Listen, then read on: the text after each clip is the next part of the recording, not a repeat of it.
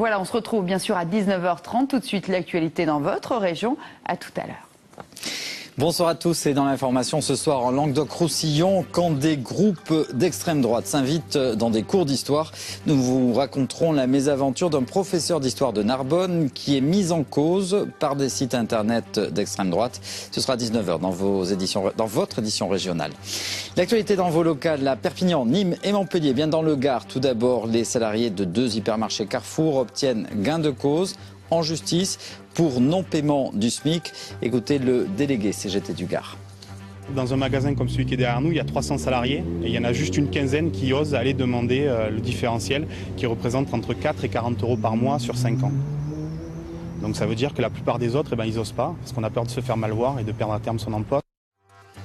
Antenne relais de téléphonie mobile, comment protéger les populations? Villeneuve-de-la-Raho, dans les Pyrénées-Orientales, veut négocier avec les opérateurs.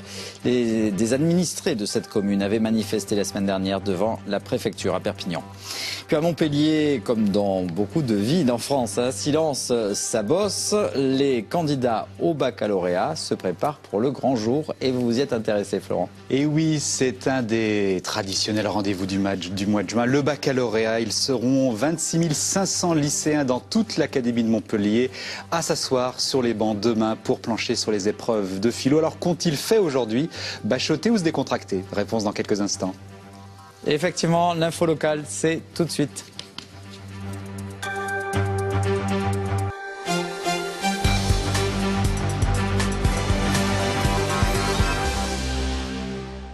Bonsoir à tous, bienvenue. Nous allons parler dans cette édition de Carrefour condamné à Nîmes et de nouveaux footballeurs à Nîmes Olympique. Mais pour commencer, un bon bol d'air. C'est la saison de la transhumance, une tradition encore très présente dans le Gard. Nous avons suivi un berger nîmois et son troupeau sur la route des Cévennes.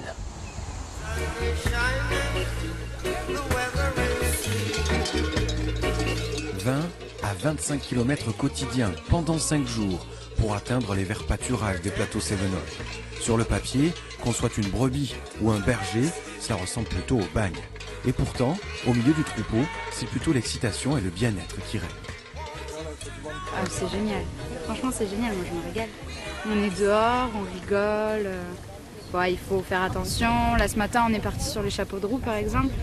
On est parti assez tôt et direct, il a fallu pousser les brebis, qu'il y avait les vignes et tout. Non, franchement, c'est bien. Depuis lundi, c'est dans cette ambiance que le troupeau de ce berger nîmois parcourt les drailles qui traversent le département. C'est la traditionnelle transhumance pour ces raioles, des brebis typiques du coin. Elles devront couvrir un trajet d'une centaine de kilomètres pour atteindre le lac des Pises, près de Dourby. Un long périple à pied plutôt qu'en camion qui n'a rien à voir avec un passéisme forcené. En 4 heures, le camion vient à la bergerie et en 4 heures, elles sont à la montagne. Non, le but de la transhumance, c'est que les bêtes s'adaptent à la différence de température entre les pâturages d'en bas et la montagne. Elles ne supportent pas les aléas climatiques. Elles sont sensibles des poumons. Toute l'année, ces brebis vivent dans les garrigues. Destinées au marché de la viande, ces bêtes rustiques sont parfaitement adaptées aux conditions climatiques et de terrain particulières en Méditerranée.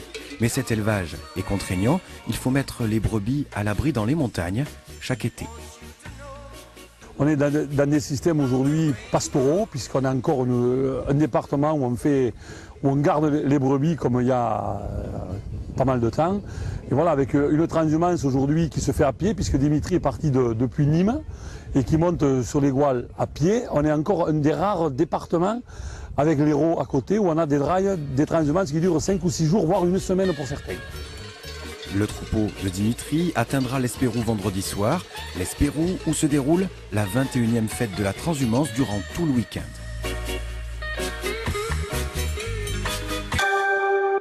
Carrefour va devoir passer à la caisse. L'enseigne est condamnée à 537 amendes pour ses 2 magasins de Nîmes. Son tort, ne pas avoir respecté le SMIC. 1200 employés sont dans ce cas en France. Les salaires versés étaient inférieurs au minimum garanti. Le tribunal de police d'Évry dans l'Essonne a présenté la note aux géants de la grande distribution, plus de 3,5 millions d'euros. La grande distribution, c'est un secteur où on ne risque pas la délocalisation. Les supermarchés ne vont pas partir en Chine. Et c'est un secteur où les caissières, elles manipulent l'argent tous les jours et elles voient que ça marche bien. Donc elles ne comprennent pas pourquoi elles ne reçoivent pas une part des richesses qu'elles génèrent par leur travail. Ces dernières semaines, les salariés de Carrefour Market s'étaient eux aussi mobilisés pour réclamer des hausses de salaire. La psychiatrie est au bord de la crise de nerfs après le discours de Nicolas Sarkozy à Antony qui visait à modifier la loi concernant la protection des personnes faisant l'objet de soins psychiatriques et à leur prise en charge.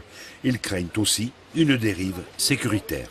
Nos patients ont des réactions qui peuvent des réactions effectivement qu'on peut qualifier d'agressives, auto ou hétéro-agressives, c'est-à-dire de violence contre eux-mêmes ou contre les autres. Mais ce sont des moments.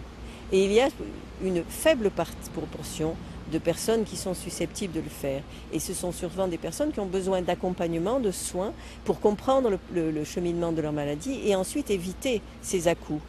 Là, on condamne des personnes a priori et surtout, pour la seule façon, estime-t-on, dans cette loi, de contrôler, d'éviter la récidive, c'est d'enfermer.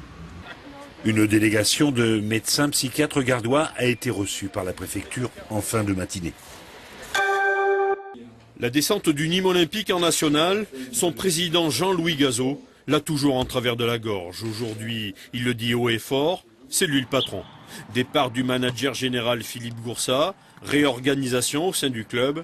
L'effectif n'est pas épargné, aucun bon de sortie pour les joueurs cadres toujours sous contrat.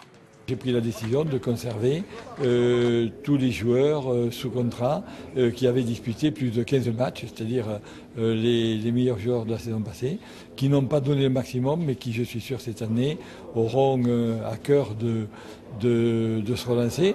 Et surtout, ils participeront à nos campagnes champêtres du national. Ça me paraît également une bonne chose.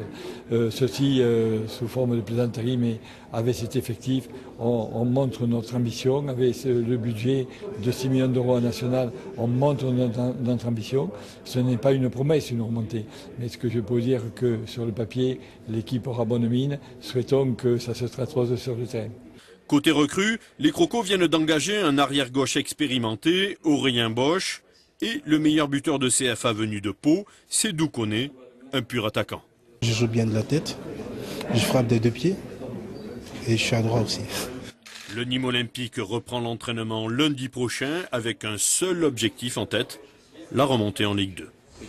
C'est une première en Cévennes, un raid des entreprises aura lieu ce week-end pendant 3 jours. Mieux vaut être sportif. Voilà comment se prépare cet événement.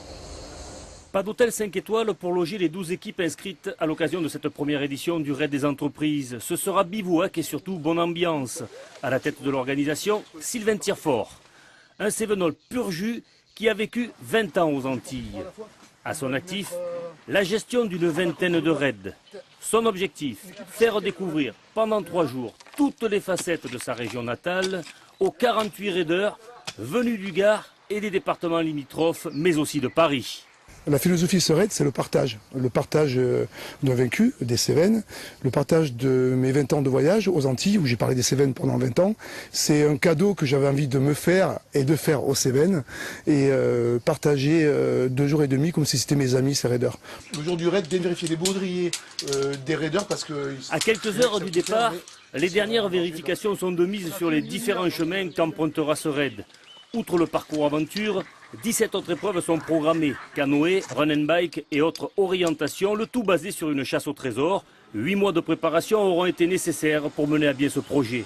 Au départ, c'est trouver des entreprises. Après, il faut trouver des chemins qui vont bien, que ce soit pas trop fatigant mais assez fatigant, trouver un rythme, et ça c'est comme écrire un film. Et ça, il faut du temps, il faut aller dans la broussaille, sauter dans les canyons, voir s'il y a assez d'eau, les arbres, donc ça va, le parcours aventure on le connaît, mais tout le reste c'est de l'instant T. Le départ de ce premier raid est prévu ce vendredi à 17 h de la gare d'Anduze. Après, c'est un grand voyage dans l'inconnu qui attend les aventuriers.